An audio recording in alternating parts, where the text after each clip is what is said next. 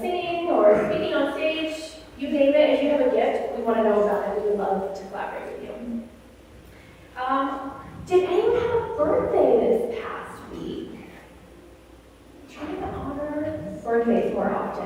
because we really are into celebration here at Althea. No? Okay, anyone in Aries at all? Okay. We all just give props to the Aries in the room. We love your fire. Keep bringing it back to Althea. Awesome. Okay, lastly, the masks. I don't know if you see, some people have them, some people don't. I don't put them on stage, but if I'm anywhere else, I will have it, best believe it. It is not required, it is encouraged though, especially for me and my family. So if it does a call to you to support our community collectively, we would love a mask. Lastly, if you see on your program, did you see a musical guest today? No. Who could be the musical guest for today? Someone you know intimately. You all are the musical guests today. Yes, we will be doing more singing together today. It's the theme, as you know, is the path to peace, and singing has constantly, since I was probably a year or something, helped me and aligned me and kept me in peace, towards peace, embodying peace. It is a huge way that we can actually collaborate on co-creating peace together. So, we're all musical guests today, so get excited, put lipstick on if that's your jam, whatever's ready for you. Because they'll be joining very, very soon. All right, the last thing we love to do here is a land acknowledgement. If you have not participated in one before, it's important that we acknowledge the original caretakers of the land beneath our feet. Yeah. The original caretakers are the tribes of the Arapaho, the Ute, and the Cheyenne. And so we just want to take a moment, because ritual is embedded in everything, especially in this space, and thank them, and honor their wisdom, and honor their legacy, and honor their livelihoods now, and their lives. These communities are still alive. They're still fighting for justice. They still matter on this land and any land we fight on. All right, and that being said, I invite Rick Hitzman up to give our opening prayer. And after that, we'll have Anna lead us in the statement of being in the face of God, and Bruce reenact the 30th day. So sit back and take care. Thank you, Ken. Good morning. Let's see. What's my name today? Oh yeah, it's Rick. So good to see you all here, and more of your faces. That's even better.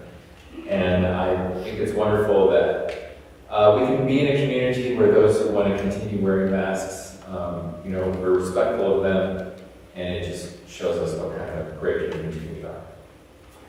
So, if you're comfortable, let's do an opening prayer, and I'm going to take off as Catherine started with. Let's just do some deep breaths. Because when we do, and really breathe deep and really exhale, we just soften ourselves. We breathe in that infinite life, and we exhale and release whatever has bothered us, angered us, frustrated us this morning, 5 minutes ago, last week, last year, when we were children. We just focus on this breath and on this moment, because this moment is all you have, right here, right now. And we connect to that divine presence that each and every one of us is. We connect to that space that is holy, which makes us whole. That energy that is the divine that each one of us possesses. our most cherished gift of life. And in this community, we simply know that each and every one of us is such a vital part of it, that we come here to be nurtured, to find succor, to find that truth with a capital T, that we may leave this place and make a stand to the world, whether we are quiet or whether we are vocal, that we say to the world, this is who I am, and that we recognize each other and those we come in contact with as divine children of God as well. We come here to simply let go, to revitalize ourselves, to remind ourselves of the holiness that we, each of us, are, and that each is. And so, when you breathe, think of what you're grateful for. For gratitude puts us in touch with the divine as well as the breath. Gratitude for the grand things, like the sky. Gratitude for the small things, like chocolate candy. All that life has to offer. And when we think of gratitude, let us also be grateful that here we are in this magnificent space. But let us make sure that we give our love out to the world, to those less fortunate, to those obviously on our minds in Ukraine. But let us also think of those Russians. Surely there is disquiet and unhappiness there, and we simply embrace everyone in this conflict within our hearts and within our minds as the brotherhood, sisterhood of life and light and love. For we connect with them on the infinite level, and never underestimate the power of your love and your thoughts. For they are truly what changes the world. And so, with another deep breath, let us just let everything go. And know that in perfect divine time and perfect divine order, the answers to all of our questions are always right there in the mind of God, of Buddha, of Allah, whatever you call infinite mind. It is love. And so it is.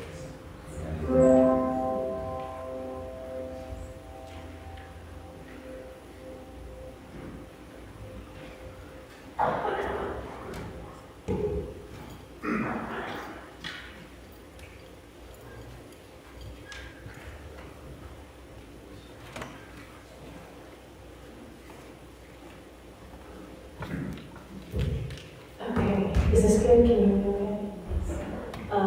Please join me in reading Althea's statement of being and sing the face of God and stand if you can. If you can, stand. God is all, both invisible and visible. One presence, one mind, one power is all. This oneness is all, is perfect life, perfect love, and perfect justice. We are individualized expressions of God, and are ever one is perfect life, perfect love, and perfect justice.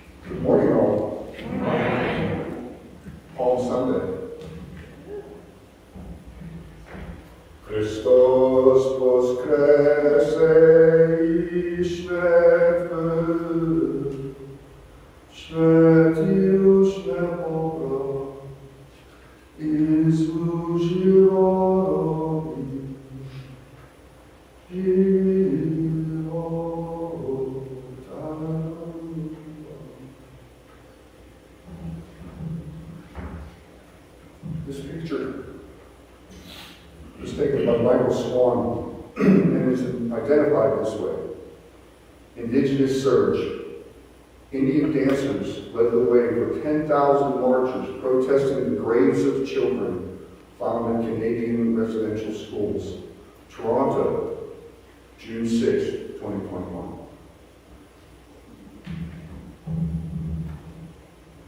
That the indigenous peoples, often brutalized, their land stolen, trees broken, their culture and religion ransacked, their children kidnapped and taken away to white schools, did not yield to death.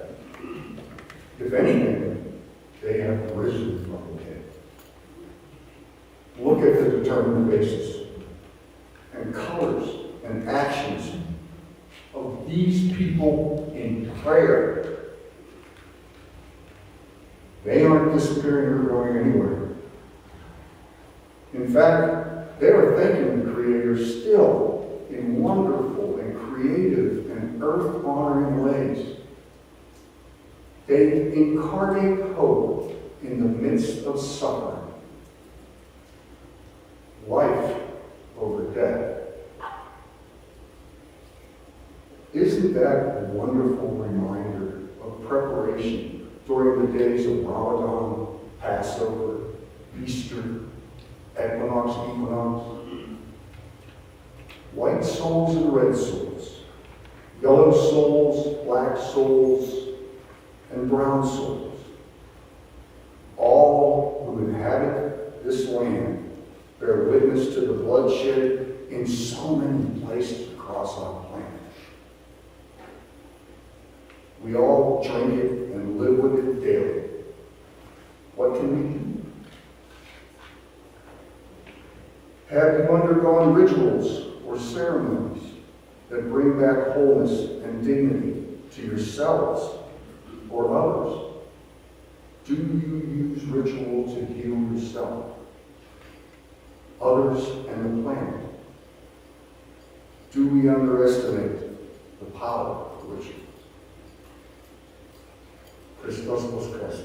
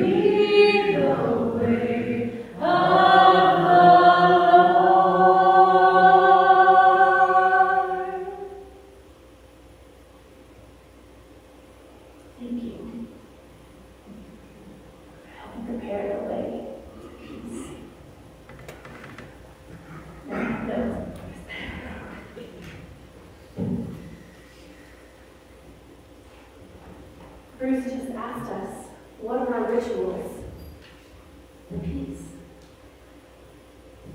What are our rituals for remedy? It is so important that we remember and reclaim them and entwine them into our lives, into our beings, into every moment. That's what song does. what our voices do, what community does. Because we know that God is everywhere. That we can tap in at any single moment. I grew up hearing this song over and over again. Because I don't know about you, but I grew up in a very musical theater family. Stephen Schwartz is right out there with Jesus, I think. Plays to my grandmother. We are preparing the way today. This is Palm Sunday. And I wanted to let you know a little history of Palm Sunday.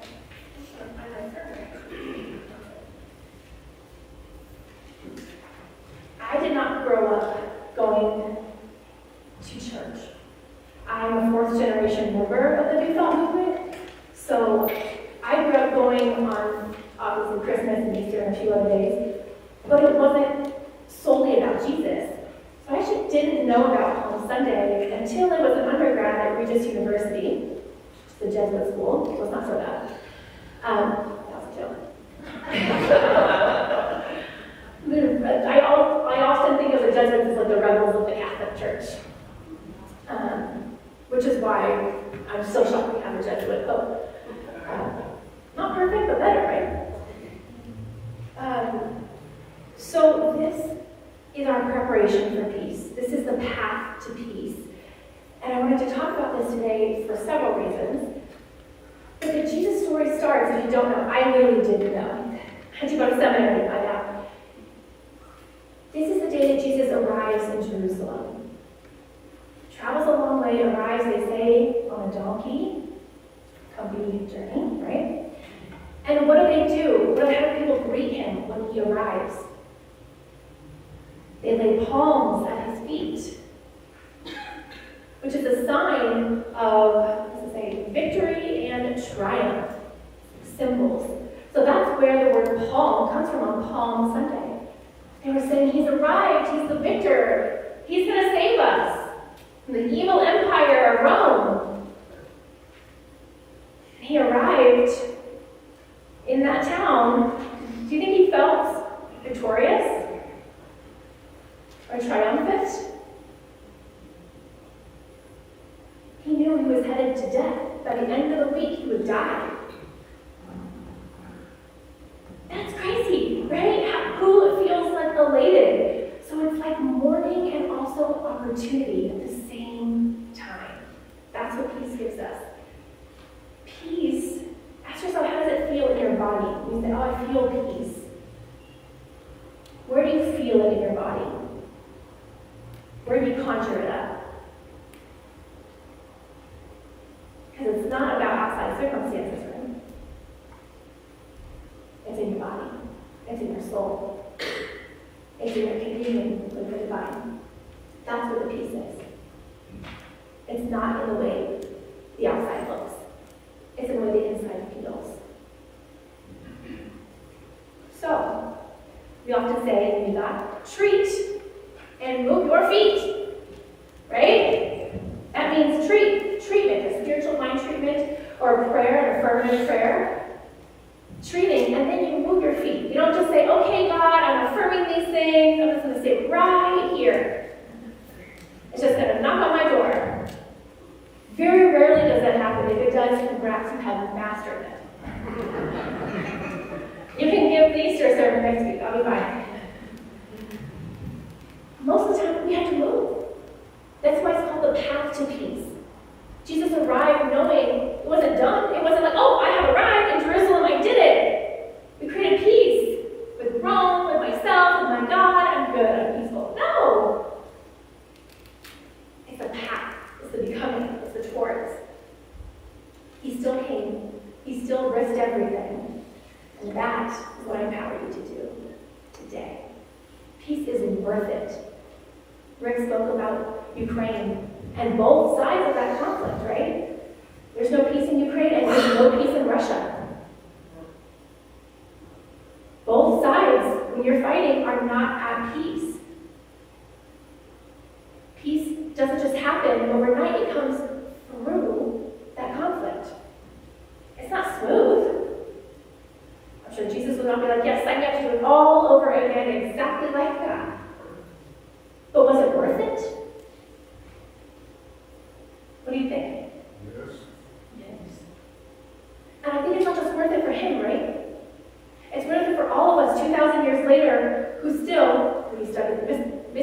version of Jesus and not the current many Christian traditions now. But when we really study the essence and the message, the true meaning in the Bible, we get to that heart, that revolutionary spirit. He was the guy who toppled tables, who said, no, I'm not going to pay my taxes to an unjust government. And he used spiritual language to do that because that is what makes it even more poignant and potent, this magic that he brought. 3 steps to peace, I'm going to tell you. Super easy, right? No. But we're still going to do it because that's what we're tasked to do. That's why you walked in today. Because you wanted a deeper life, a more meaningful life, a sacred life, and you were not going to deal with the status quo. You were going to challenge yourself, and you walked through the doors, and you were waiting for this message, and I'm here to give it to you.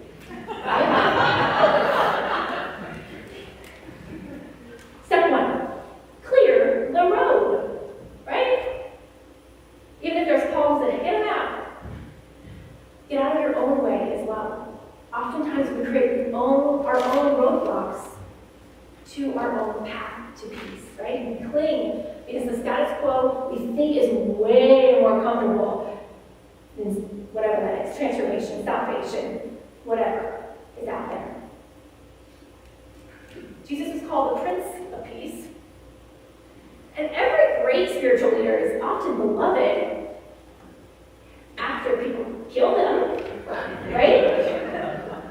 MLK was hated. He was on like the FBI watch list and all this stuff. Gandhi, they couldn't kill him quick. They were like, how is this guy who starves himself topple millions and millions of Indians? How does this happen in the government? Sacred way showers, when they're alive, are scapegoated. And in death, they're revered. It allows us to sit with their message, right? We can whitewash MLK and Gandhi. It's palatable, right? Their message wasn't supposed to be palatable. Jesus came to stop everything, to say God is the source, is the root. We can transform this current way. Don't stop at anything because God is that powerful. And then when community comes together, we can topple it together, not on them. So I live this personally, because sometimes I'm not perfect. I don't even know. But I mentioned like MLK and Gandhi. But I also think one of our ancestors just passed in December, Bell Hooks. If you haven't read her, she's a phenomenal, queer, black, just goddess, really, on the planet. And she's written, I think, like 25, 30 books. Just a phenomenal way shower. Who here knows of Bell Hooks? Awesome. When the first time you read her, was she easy to read? I read her for the first time in my communication ethics class at Regis, and I cried and said, why does this black woman hate me? And I put the book down, and I didn't read her for 3 years. It's hard. I was so offended. I was so sad. I was like, I'm just trying to read about love. She talks about love, but it feels really intense. Because that's what accountability looks like. That's what mutuality and solidarity really look like. And Bell Hooks, the mystic, calls us deeper. Not shallow spirituality. Deeper. I tell you this because I didn't just stop reading Bell Hooks. I read instead Audre Lorde, Toni Morrison, James Baldwin. I read queer, black authors that were amazing, still are. And then I reread Bell Hooks and could see it differently. I could feel her words wash over me in a different way. That's what I empower you to do, in a different way. Who are you scapegoating? Who in your life are you scapegoating? What uncomfortable truth are you running from just because it's uncomfortable? What is haunting you that you can't outrun? on this path to peace. Peace is not absent of the conflict. I'm going to say it again. I don't think you'll get it. Peace is not the absence of conflict. It's not.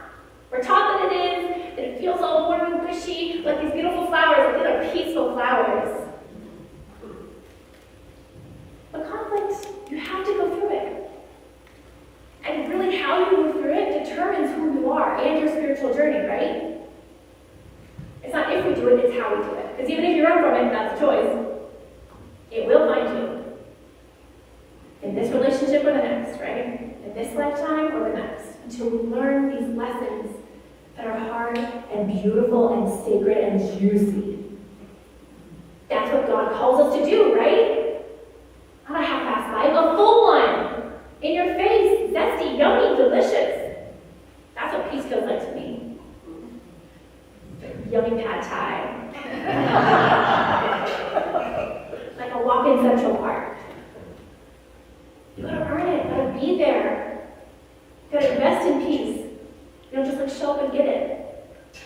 My job at Althea is not to ignore what's arising here either.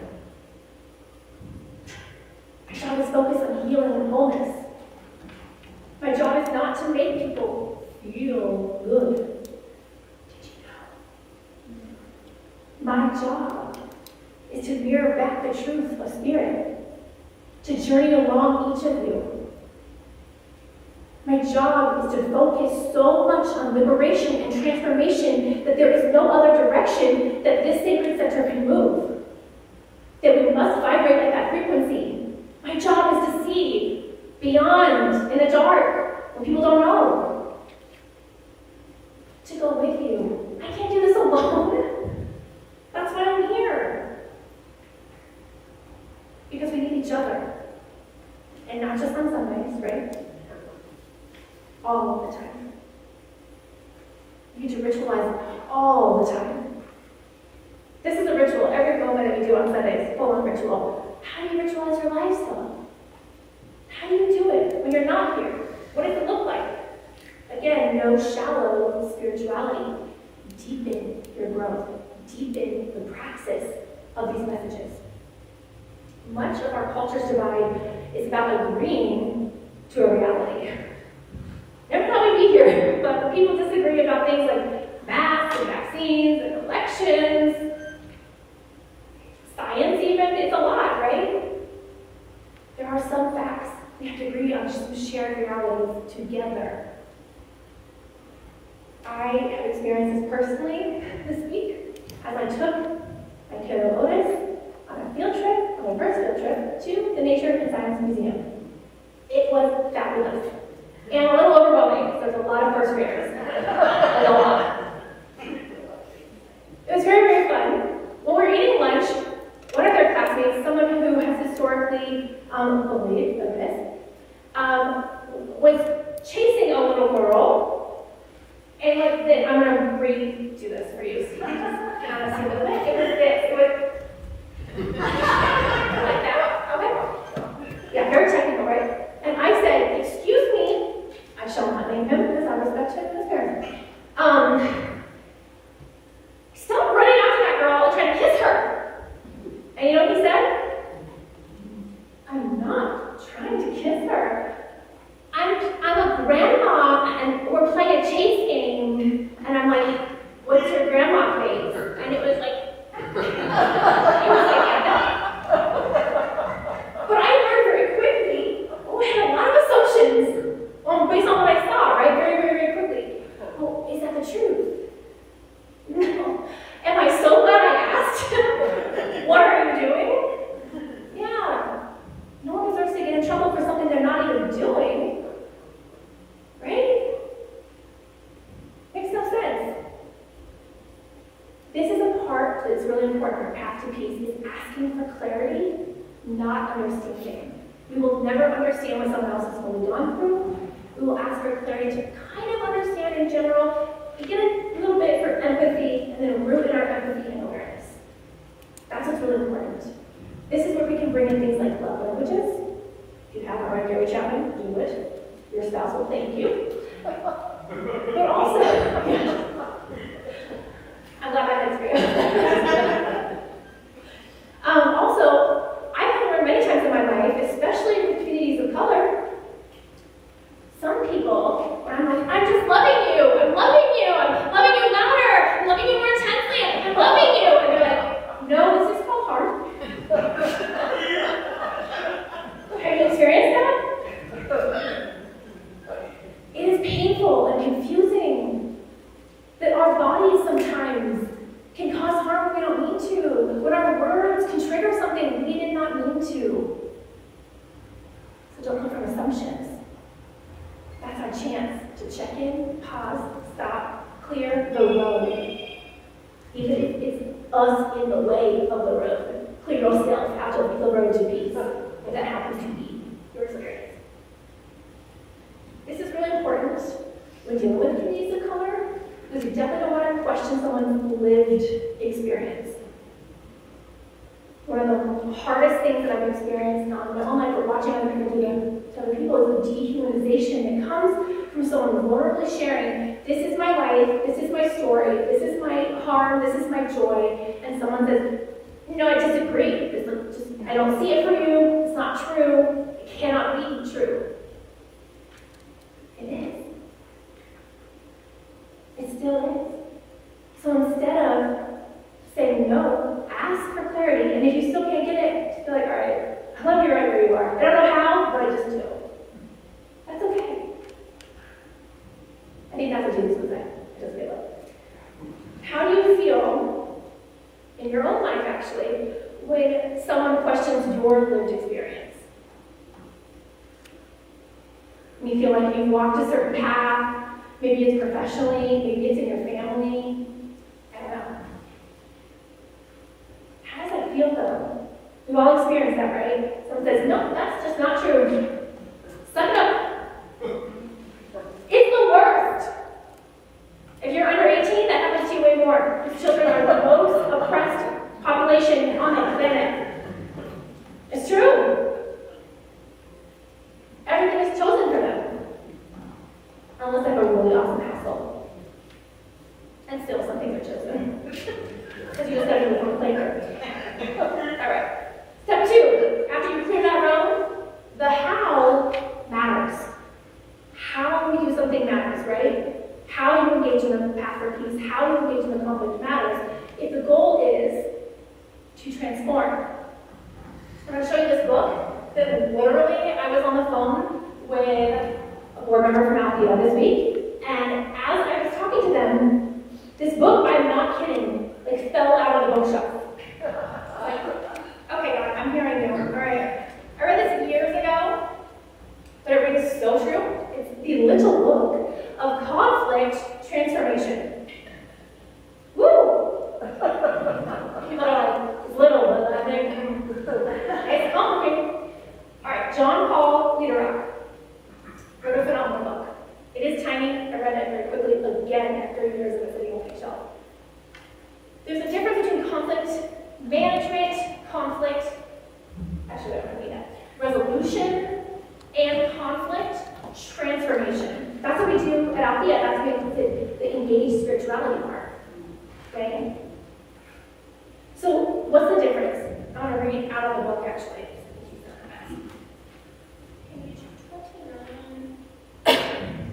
Says, resolution's guiding question is, how do we end something that is not desired? Sounds like a way to get out of conflict, right? How do we just stop this thing from happening? This is very uncomfortable, very harmful. I want it to end now. Transformation's guiding question is this. How do we end something not desired and build something we desire? Resolution stops it, ends it. It says peace is there. Review over here? No. Transformation says it's relational.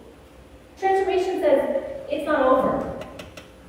Transformation says, let's build something. Let's not just tear something down.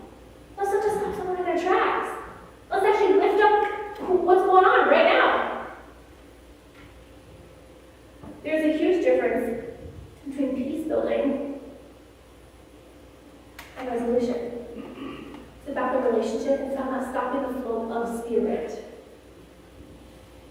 the author John Paul says, the transformation addresses both the episode and the epicenter of conflict. Episode.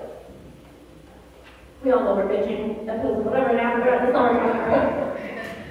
I'm talking about a moment or a time period, a shorter time period that is blamed for the conflict. Right? Like the Althea one, right? I don't know if anyone told you. If you haven't seen it, check it out. The annual general meeting is on Facebook and YouTube. Super fun. If you weren't there, you can take part in rewatching it again. But in general, it's important to name it, right? Because what's the episode in this conflict in our community? I'm new, right? I came in, it's a couple months, it's a little crunchy, a little interesting for some people, it's really awesome for other people, really hard for others. We're trying to find out how to do this, right? That's an episode. What is an epicenter? It's the root, the radical core. Like Trump. Unfortunately, it's an episode. It wasn't the epicenter. What's the epicenter? That our country was founded on white supremacy and genocide of Native Americans and slavery. That's the epicenter. It wasn't just like the 4 really interesting years that he was our president. It was the 400 years that led up to that moment that we did not deal with the conflict, so we have to deal with it now. So that's why it goes back to the scapegoating and clearing the road of the assumptions so that we can see clearly, because the how we do this matters. Not just if we do it or why we do it, but how we do it, how we treat one another, and not dehumanizing, but really seeing each other. Matters. All right. No one is bad, just wanted to acknowledge that. Everyone is loved here. Ooh. There's important work to be done. And it's important to honor the call into conflict. The call to peace is the call through the conflict. If we want peace, we gotta walk through it. We have to. And also we get to. This is our opportunity. It's not like, oh, is it really uncomfortable? I just gotta walk away. Oh, people will find you. Right? We all know that. How many people have dated the same person? Okay, too many of you. Okay. Or the same friend that always forgets your birthday. Why do I keep having this happen? Boundaries, expectations, clearing the road for yourself, getting out of the way. All right, last step. Align with the Spirit. We can't do anything without God. We know that. That's where the ritual comes in. Every single step matters. Every single way through matters. It's not like, here's the conflict, let's barrel it through. No. God is there. In the most weird places. Right? God is there. It doesn't surprise me that anything like this is happening here in Althea. Why? Exactly. Look outside. People are nuts out there, right? I almost got like 5 car accidents yesterday. People don't know how to drive, don't know how to talk to each other, they don't know how to treat each other. We forget to listen because we're not listening with God in mind. We have lost the spirituality. We are not able to root and remember that we are the bringers of peace on the path to peace. And not just like, oh, why isn't I here yet? Gotta do the work. Treat and move your... Okay, someone do that. All right. We'll work on it later. All right. I gotta let you know some astrology. It might help you. It really helps me. Every time I look at the astrology, I'm like, oh, that's why I feel the way. So, this week, Jupiter and Neptune meet in Pisces for the first time since 1856. You know, Pisces, like super fishy, very emotional, very dreamlike. You have Jupiter, expansion,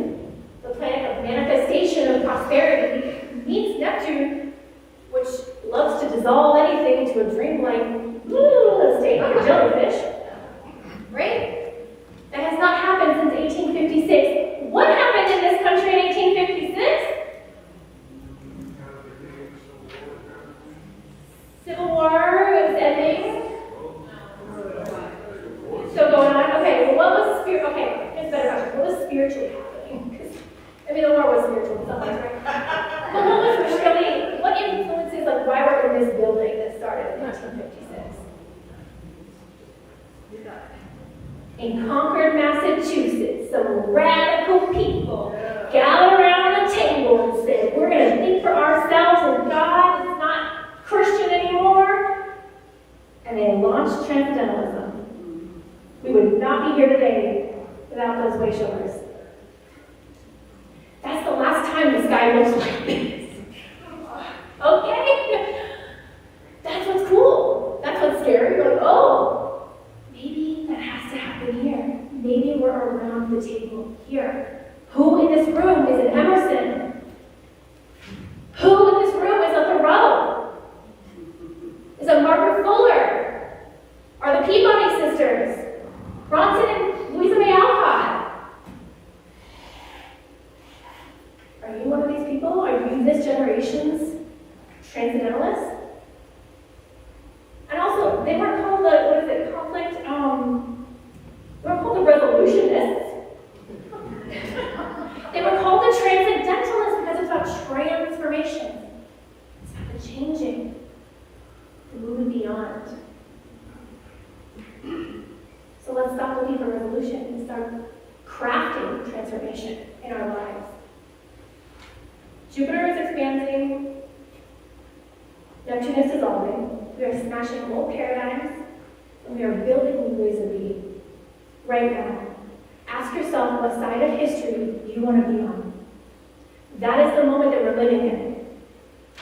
Don't look back and think, oh gosh, well, what did I do when everything changed in the world? You know what you're doing it right now, this week, in preparation for Easter.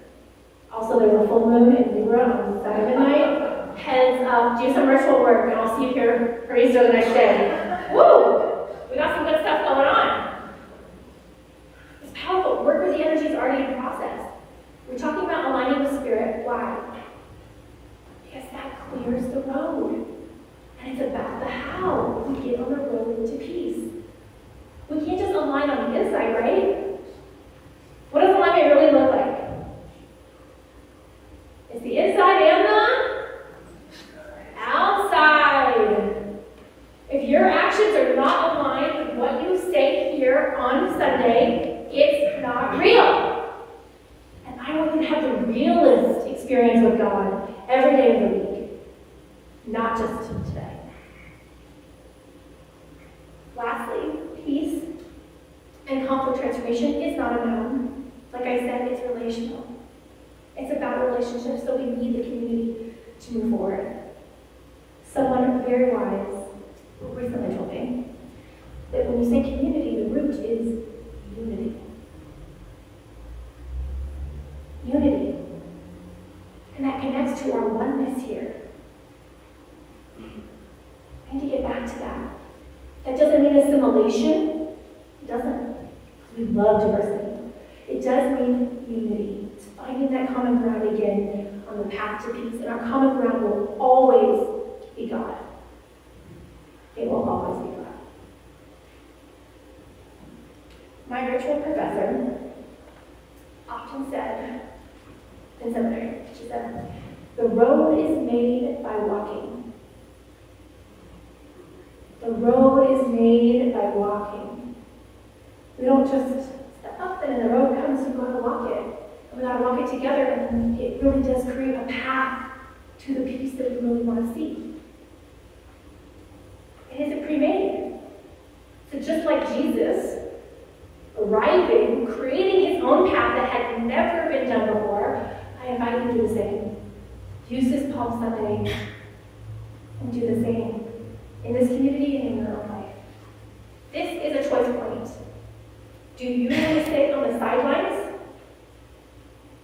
condemning the people who are paving the way? Do we want to judge people for stepping out, for being way showers in our community? Or do you want to join me and your fellow neighbors, the people sitting on your sides? Are we together in this, on this path of peace?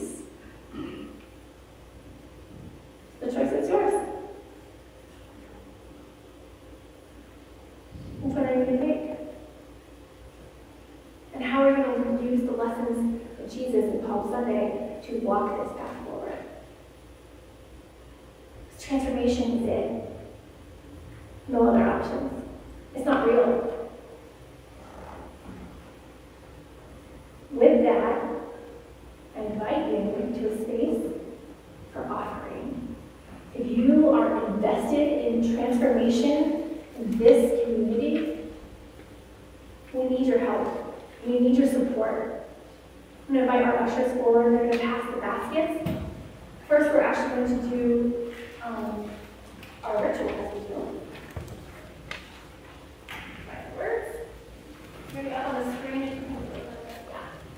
So we'd like to do a ritual because it's permanent, right? Because God is through all. Every single act, you can say these words with us on Sunday, you can say it every time you pay your bills. The same thing, right? All right, let's affirm together. Take your gift, your tithe in your hand, or your phone if you're donating online. And let's say together, the universe provides all that I need and all that I give. With great joy, I share my prosperity, planting seeds for a world I will help it manifest. And so it is. Amen.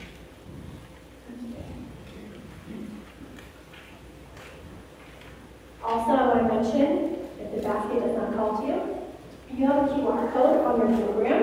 It will lead you straight to our donation site on our website. You can donate there online, and we also have a tip jar in the back if you'd like to do that after the service as well. And what's the tip jar? The tip jar? You can do this many times as you want. Tip. It takes out $10 at a time, and you just dip your card in. You dip, dip, dip, dip, dip. As many times as you put it in there, it'll take that money out. Kind of cool, right? All the different ways that we can access prosperity. Don't tell me Spirit's not in this, right? There's a lot here. And we're investing in this community together. All right, I invite our ushers up, and we will bless the offering.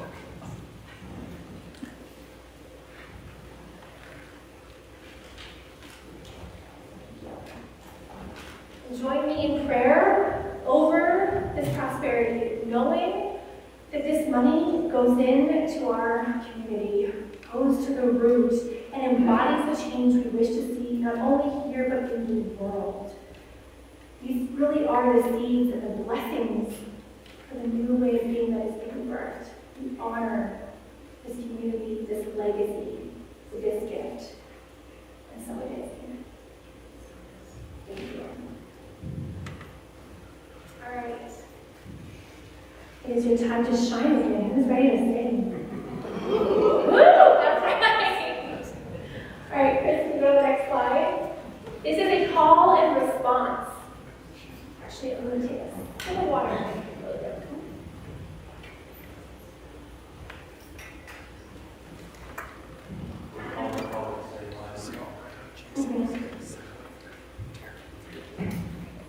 I'm an embodied human, and water is light. Thank you for your grace. All right.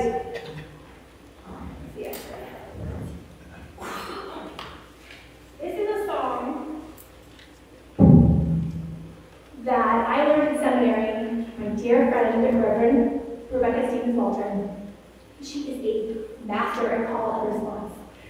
And I can't tell you how many spiritual moments I had in chapel, outdoors in the woods with her, singing and chanting and getting deeper in the heart of God. So I invite you in, and so what I'll do is I will say one line, and then you will just repeat it. Just back and forth, back and forth. Good? I am here in the heart of God. I am here in the heart of God. God is here in the heart of me. God is here in the heart of me. Like the wave in the water and the water in the wave. Like the wave in the water and the water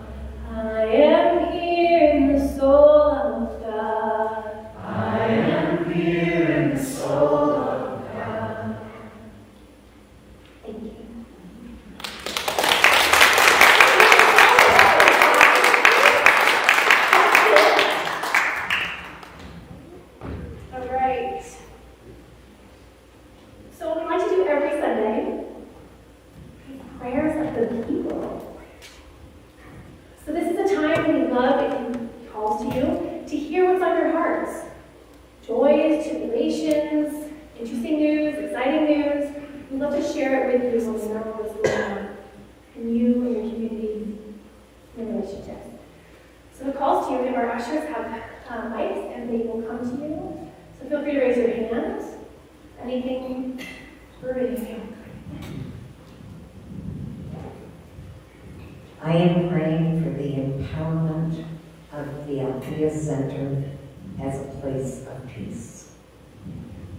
Thank you. I think we all can get on board with that.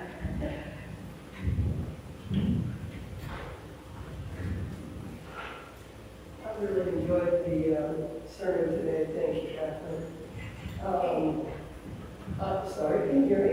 Yes. Yes. Beautiful. I've been reading this wonderful book by a Jesuit priest named Father Gregory Boyle called The Whole Language. He works with gangs in Los Angeles and has for many, many years. And the quote that I read on Friday just really moved me, and it seems appropriate for Palm Sunday to remember who Jesus actually was, and this comes out of his own experience. What he said was, what was ultimately treasonous about Jesus was his inclusivity. So what I pray is that Althea becomes more and more a place of inclusivity. Thank you, Katie. I highly recommend Father Boyle if you have it. He also has a book called Tattoos on the Heart. He is a badass priest. Diligence. Just wanted to say a couple things. Update process, the pain. Hopefully they're singing perhaps the game is the word. What word do you choose? Happy, joyful, celebration. Keep using the word that you choose every day after the pain. Yeah. And also, just so you know, behind the scenes, we've had conflict. Some years I've been here, and I worked in the kitchen a lot. Okay? I guess we need an interruption. Okay? And we got it. It was brought to the stage. So I'm glad that it's peaked, and I hope now that we can not go to the valleys like we have perhaps, and just jump peak a little bit. Okay.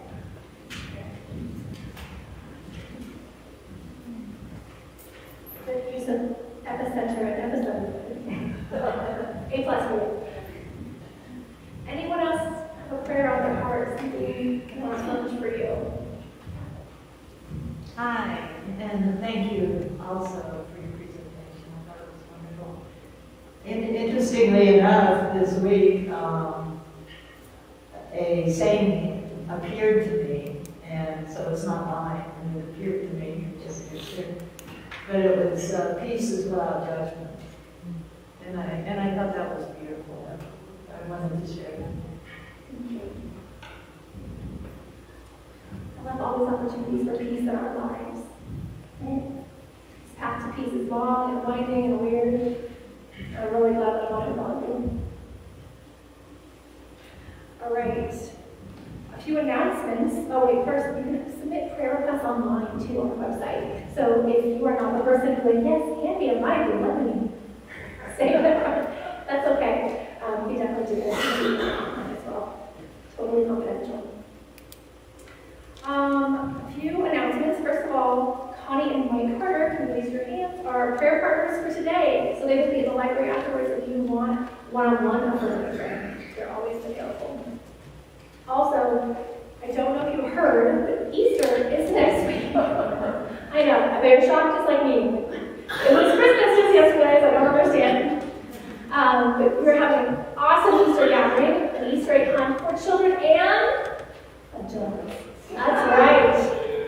Get excited because we have packs of eggs. We had some volunteers here just yesterday with Sarma, and they are excited.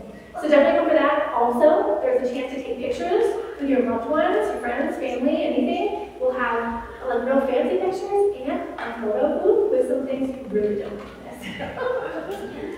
So definitely come to Easter.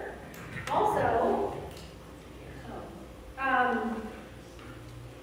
for Easter, how do you think the best way to get folks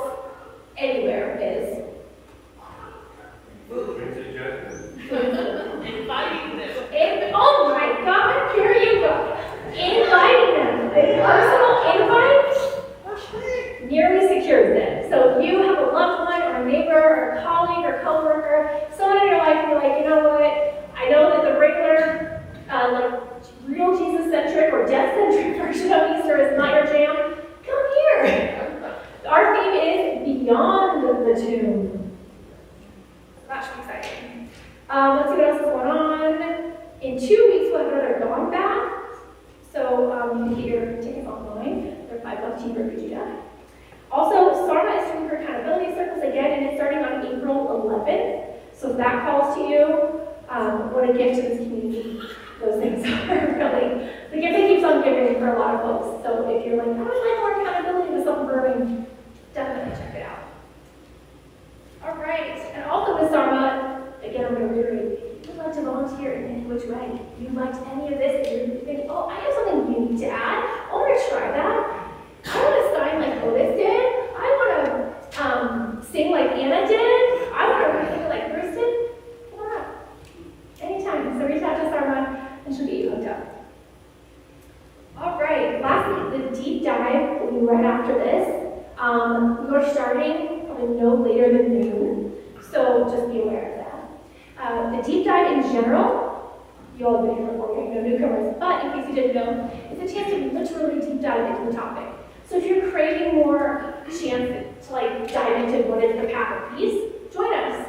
We're actually going to be doing a lot of dialogue today and getting deeper into the conflict transformation techniques and learning how to set the stage for healthy, kind dialogue with one another here. So also if you were not at the AGM and you were like, I actually would like to say something, that's a great time to do it too. It's important to hear each other in this community. Just want to create a space more open, slightly guided, but mostly open for all of you if you want to join us. All right. Lastly, let's pray. We're going to start and end with a prayer, y'all. All right. Join me in knowing that the path of peace is made by walking forward, moving our essence into the next dimension, and clearing the road, focusing on transformation and aligning with spirit. We know that every step forward, every day forward, we are walking that path of peace. We are making that motion flow and ebb into our lives, and knowing that we are co-creators of the divine, absolute peace on this planet. We choose it, we welcome it, we honor it. I'm so grateful to know this truth in this community, and to also be steward with a lot of leaders in this community right now of what needs to bubble up.